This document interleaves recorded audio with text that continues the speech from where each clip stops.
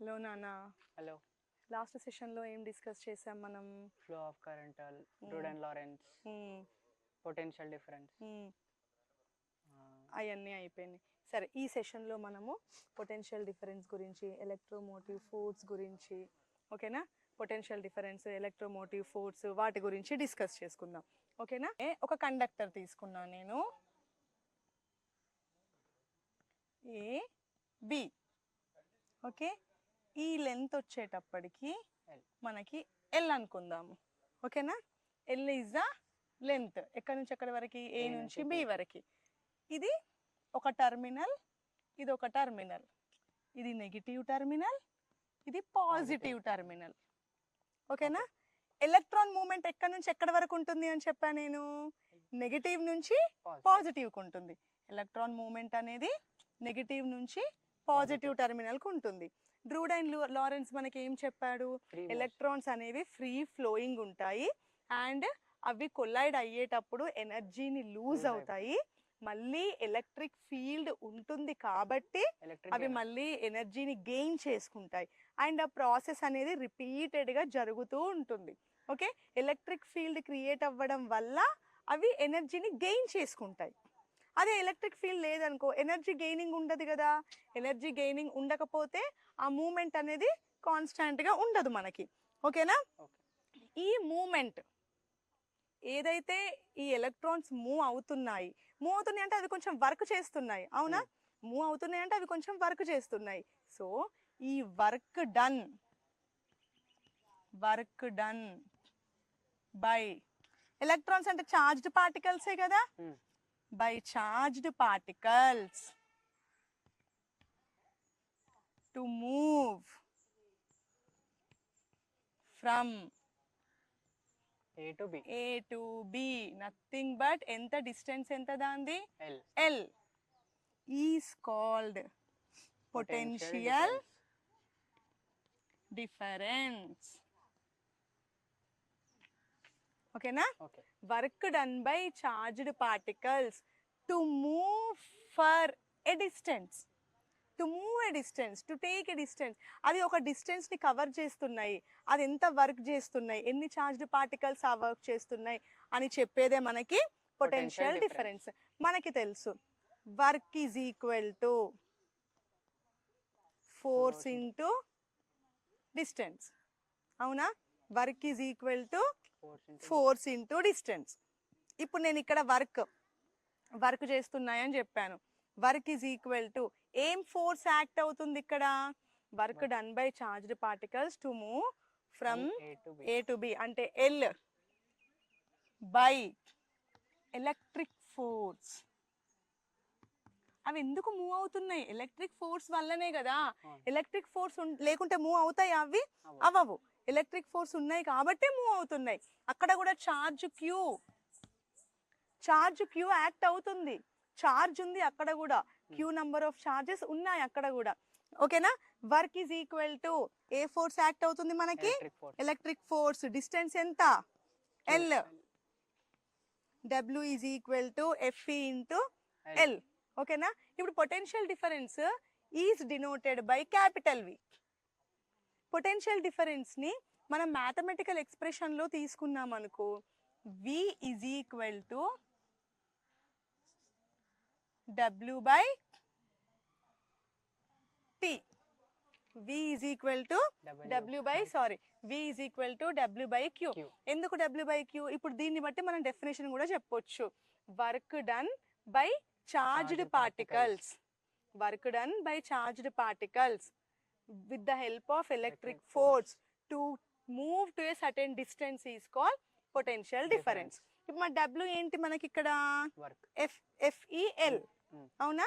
W ఏంటి మనకి ఇక్కడ? FEL by Q. FE అనేది ఎలక్ట్రిక్ ఫోర్స్, L అనేది లెంత్, Q అనేది charge. V is equal to FEL by Q. ఇప్పుడు చూడు నాన్న, పాజిటివ్ టర్మినల్ దగ్గర మనకి హై పొటెన్షియల్ డిఫరెన్స్ ఉంటుంది. పాజిటివ్ టర్మినల్ దగ్గర హై పొటెన్షియల్ డిఫరెన్స్ ఉంటుంది. నెగటివ్ టర్మినల్ దగ్గర లో పొటెన్షియల్ డిఫరెన్స్ ఉంటుంది.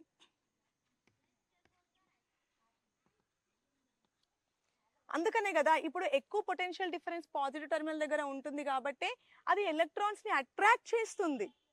దీని దగ్గర తక్కువ ఉంటుంది, ఈజీగా పాజిటివ్ దగ్గరికి వెళ్ళిపోతుంది. ఇప్పుడు ఎక్కడైతే ఎక్కువ ఎనర్జీ ఉంటుందో అక్కడికి ఈజీగా లాగేసుకుంటాం మనం, అవునా? అది తక్కువ ఉంటుంది కాబట్టి ఇది ఈజీగా పాజిటివ్ దగ్గరికి వెళ్ళిపోతుంది. అంటే పాజిటివ్ దగ్గర హై పొటెన్షియల్ డిఫరెన్స్ ఉంటుంది, నెగిటివ్ దగ్గర లో పొటెన్షియల్ డిఫరెన్స్ ఉంటుంది. ఓకేనా? ఎలక్ట్రాన్స్ ట్రావెల్ ఫ్రమ్ లో potential difference area to high potential difference area. మనకేం తెలిసింది ఇక్కడ? ఒక లో పొటెన్షియల్ డిఫరెన్స్ ఏరియా నుంచి హై పొటెన్షియల్ డిఫరెన్స్ ఏరియాలోకి ఎలక్ట్రాన్స్ అనేవి మూవ్ అవుతాయి. మనకి ఇప్పుడు యూనిట్స్ కూడా కావాలి కదా, ప్రతి దానికి మెజరింగ్ చేయడానికి యూనిట్స్ కావాలి. పొటెన్షియల్ డిఫరెన్స్ యూనిట్స్ ఏంటి? Joules. Work in joules by charge in coulombs. Joules by coulombs is nothing but volts. Potential difference units ఏంటి? volts. ఇన్ని వోల్ట్స్ బల్బ్, అన్ని వోల్ట్స్ బల్బ్ అని అంటాం కదా, అంటే పొటెన్షియల్ డిఫరెన్స్ యూనిట్స్ మనకి ఏమని ఇచ్చారు వాళ్ళు? వోల్ట్స్ అని ఇచ్చారు. ఓకేనా? ఇప్పుడు పొటెన్షియల్ డిఫరెన్స్ ని మనం ఎలా మెజర్ చేస్తాం?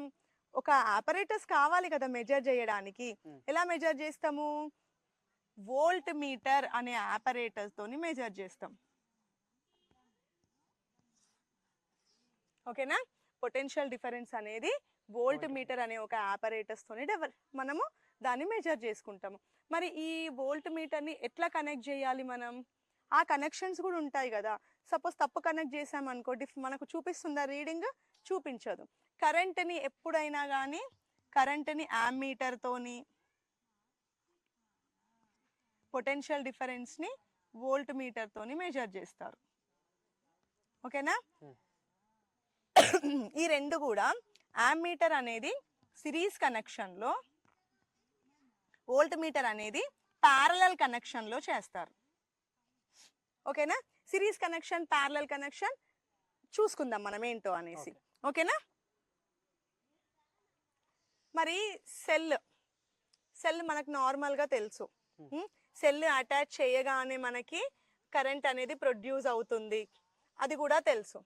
మరి సెల్ డిశ్చార్జ్ అవుతుంది అని కూడా అంటాం కదా. మరి ఏంటి అసలు ఈ సెల్ తోని అసలు ఏం జరుగుతుంది? మనకు అవన్నీ తెలియాలి కదా. సో మనం అవి తెలుసుకుందాం. ఓకే, చూడనా, ఇవి రెండు టర్మినల్స్ అనుకుందాం ఒక సెల్ కి. ఈ మధ్యలో మనకి ఎలక్ట్రోలైట్ ఉంటుంది. ఎలక్ట్రోలైట్ అనేది ఒక కెమికల్. ఎలక్ట్రోలైట్ అనేది ఒక కెమికల్. ఇప్పుడు 2 టైప్స్ ఆఫ్ సెల్స్ ఉంటాయి మనకి. డ్రై సెల్ ఉంటుంది, ఎలక్ట్రోలైటిక్ సెల్ కూడా ఉంటుంది. డ్రై సెల్లో మనం వచ్చేటప్పటికి నార్మల్గా అమోనియం క్లోరైడ్ అటువంటిది పేస్ట్ రూపంలో తీసుకుంటాం. అదే ఎలక్ట్రోలైటిక్ సెల్ చూసుకున్నాం అనుకో, అందులో ఏమవుతుంది అని అంటే వాటర్ ఇంకా మాల్టెన్ సాల్ట్ ఫార్మ్స్ తీసుకుంటాం. అవి ఎలక్ట్రోలైటిక్ సొల్యూషన్స్లో. మనం ఇప్పుడు ఒక సెల్ తీసుకున్నాము, ఈ సెల్ 2 టర్మినల్స్ ఇవి. సెల్లులో మనకి లోపల ఎలక్ట్రోలైట్ ఉంటుంది. ఈ ఎలక్ట్రోలైట్లో మొత్తం చార్జ్డ్ పార్టికల్స్ సస్పెండ్ అయి ఉంటాయి. ఓకేనా? చార్జ్డ్ పార్టికల్స్ ఉంటాయి. ఈ cell chemical energy, chemical force ఉంటుంది దీంట్లో. కెమికల్ కదా ఎలక్ట్రోలైట్ అంటే, అప్పుడు కెమికల్ ఫోర్స్ ఉంటుంది కదా లోపల, మొత్తం కెమికల్ ఫోర్స్ ఉంటుంది.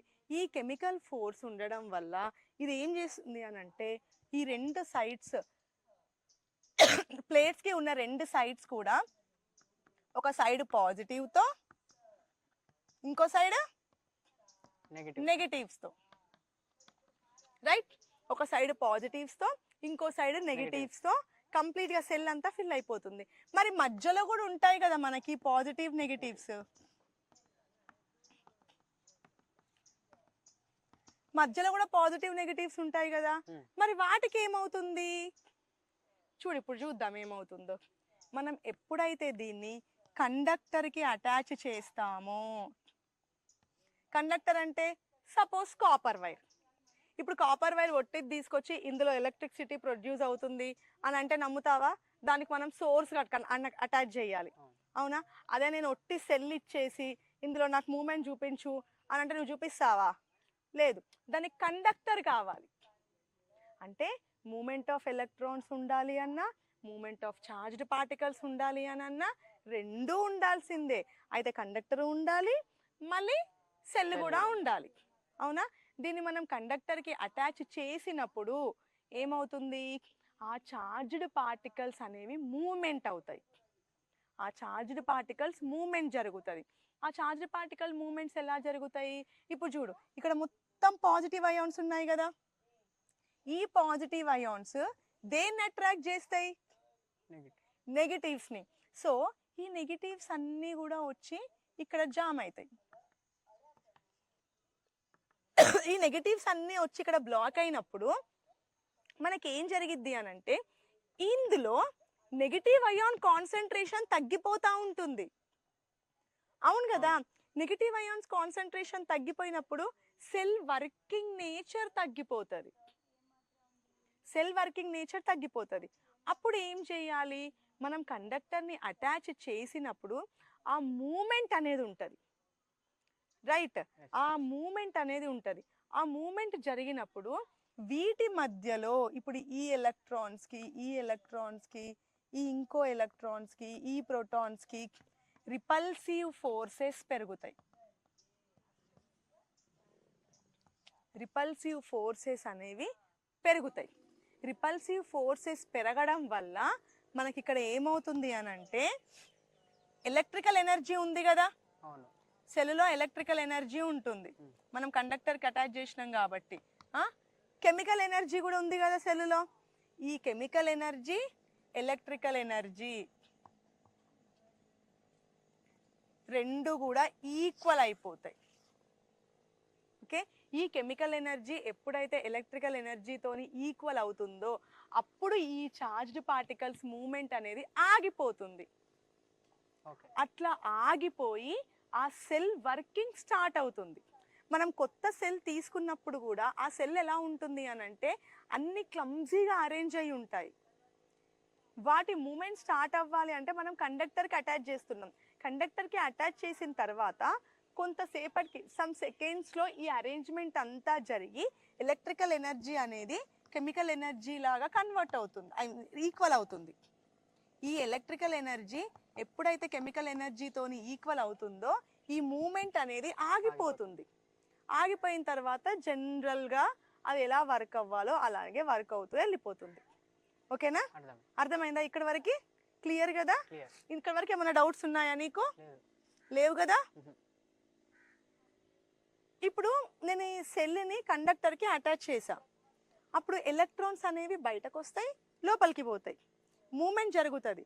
అది ఎలా ఉంటుంది అని అంటే సపోజ్ ఒక 100 ఎలక్ట్రాన్స్ బయటకు వచ్చాయనుకో, 100 ఎలక్ట్రాన్స్ బయటకు వచ్చాయని అనుకో, ఖచ్చితంగా 100 ఎలక్ట్రాన్స్ అనేవి లోపలికి వెళ్ళాల్సిందే. అండర్స్టూడ్? 100 ఎలక్ట్రాన్స్ బయటకు వచ్చాయి అని అంటే 100 ఎలక్ట్రాన్స్ లోపలికి వెళ్ళాల్సిందే ఖచ్చితంగా. ఇట్లాంటి టైంలోనే మనం ఈ chemical energy equal to electrical energy అని చెప్తాము. లేకుంటే మనకు అక్కడ పాసిబిలిటీ ఉండదు, చెప్పడానికి ఛాన్సే ఉండదు. ఓకేనా? అండ్ ఇంకోటి ఏంటి అని అంటే కెమికల్ ఫోర్స్ అనేది డిక్రీజ్ అయింది అనుకో, కెమికల్ ఎనర్జీ అంటే లోపల ఎలక్ట్రోలైట్ ఉంది కదా, ఆ ఎలక్ట్రోలైట్లో కెమికల్ ఎనర్జీ అనేది డిక్రీజ్ అయింది అనుకో, దాని పొటెన్షియల్ ఎనర్జీ, అది చేసే పని, ఆ సెల్ చేసే పని, ఆ సెల్ ప్రొడ్యూస్ చేసే చార్జ్డ్ పార్టికల్స్ మూమెంట్ అది తగ్గిపోతుంది. అంటే దీని లోపల ఉండే ఎలక్ట్రోలైట్ ఏదైతే ఉందో ఆ ఎలక్ట్రోలైట్ కాన్స్టాంట్గా ఉండాలి, నీట్గా ఉండాలి. ఆ ఎలక్ట్రోలైట్ లెవెల్స్ తగ్గిపోయినాయి అని అంటే కెమికల్ ఎనర్జీ లెవెల్స్ తగ్గిపోతాయి.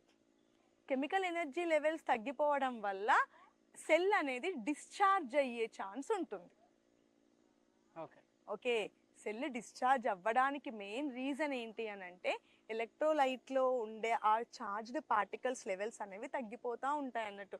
తగ్గిపోవడం వల్ల ఆటోమేటిక్గా కెమికల్ ఎనర్జీ తగ్గిపోతుంది. కెమికల్ ఎనర్జీ తగ్గిపోయింది అని అంటే సెల్ డిశ్చార్జ్ అయిపోతుంది. అర్థమైందా?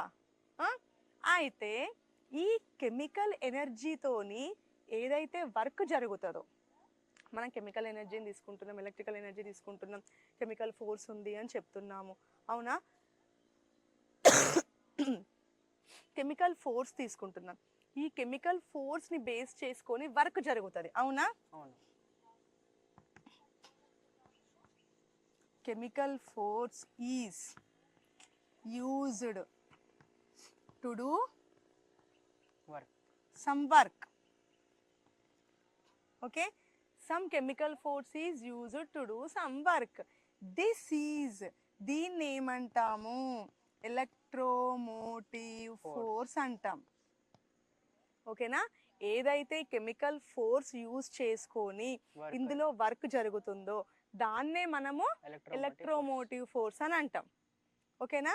ఎలక్ట్రోమోటివ్ ఫోర్స్ని మనం పొటెన్షియల్ డిఫరెన్స్లో చూసుకున్నాం అనుకో, జస్ట్ ఇంతకు ముందే డిస్క్రైబ్ చేసుకున్నాం మనం. V is equal to FEL by Q. FEL by Q. ఇక్కడ ఈ అనేది ఎలక్ట్రికల్ ఫోర్స్ యాక్చువల్లీ, అవునా? అయితే నేను ఇప్పుడు ఎలక్ట్రోమోటివ్ ఫోర్స్లో తీసుకోవాలి అంటే కెమికల్ ఫోర్స్ కదా నాకు కావాల్సింది. అప్పుడు V is equal to chemical force L by Q. నేను అక్కడ ఎలక్ట్రికల్ ఎనర్జీని కన్సిడర్ చేయట్లేను, ఓన్లీ కెమికల్ ఎనర్జీనే కన్సిడర్ చేస్తున్నాను. ఓకేనా? అప్పుడు కెమికల్ ఎనర్జీని మాత్రమే కన్సిడర్ చేసినప్పుడు కెమికల్ ఫోర్స్ మాత్రమే మనం తీసుకుంటాం. కాబట్టి పొటెన్షియల్ డిఫరెన్స్ని క్యాలిక్యులేట్ చేస్తాను నేను అని అన్నప్పుడు chemical force into the length, ఎంతవరకు వర్క్ జరిగింది, కెమికల్ ఫోర్స్ వల్లనే కదా వర్క్ జరిగింది, ఎంతవరకు వర్క్ జరిగింది అండ్ ఎంత చార్జ్డ్ పార్టికల్స్ అందులో ఇన్వాల్వ్ అయినాయి, అది చెప్పేదే మనకి ఎలక్ట్రోమోటివ్ ఫోర్స్. ఓకేనా? ఎలక్ట్రోమోటివ్ ఫోర్స్ని ఎప్సిలాన్ అనే సింబల్తోని ఇండికేట్ చేస్తాం మనం. ఇది ఎలక్ట్రోమోటివ్ ఫోర్స్ సింబల్ ఇది. దీన్ని మనం ఏమంటాం? ఎప్సిలాన్. ఏమంటాం? ఎప్సిలాన్. ఓకేనా?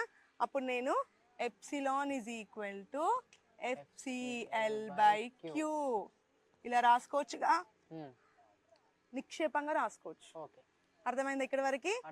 క్లియరా? మొత్తం క్లియర్ కదా?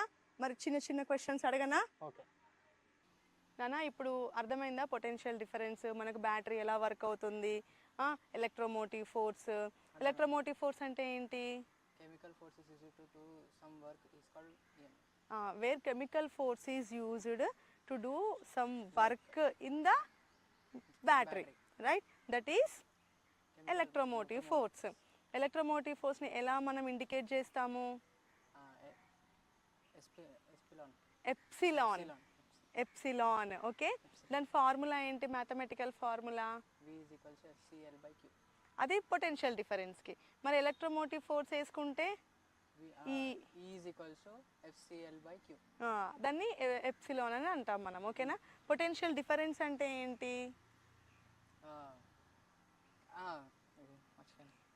Work done by electric field to move charged particle, అది పొటెన్షియల్ డిఫరెన్స్. ఓకేనా? అర్థమైంది కదా? క్లియర్ కదా? ఓకే.